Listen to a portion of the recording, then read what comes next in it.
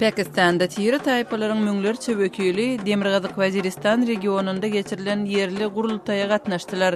27-nji maýda geçirilen bu duşukda tiri taypalaryň liderleri hökümet güýçleriniň regionda gözlenýän söwüşçilere garşy amala aşyrýan howa zarwalarynyň besedilmegini talap etdiler. Olar raýatlaryň dälde terrorçylykly hüjümlere jogapkärleriň nyşana alynmalydygyny aýtdylar. Pakistanyň Demirgazyk gün batarynda dini toporlar we syýasy partiýalar Peshawar şäherinde Pakistanyň ýadro ýaragynyň ilkinji synagynyň geçirilen senetini bellediler.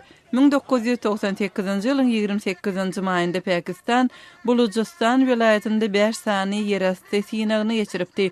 Bu wakanyň ýyl dönümi Pakistanda 28-nji maýda bellenip gelýär.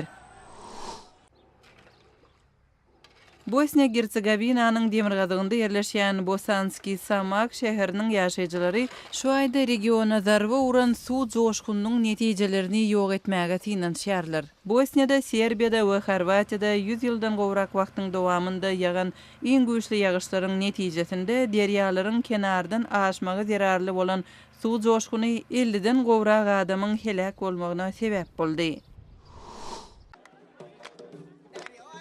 Kırgızstanyň Batken vilayetinde Fergana jülgösini öz içine alýan ýurtlaryň arasynda parahatçylygy wagt etmek maksady bilen medeni festival geçirildi.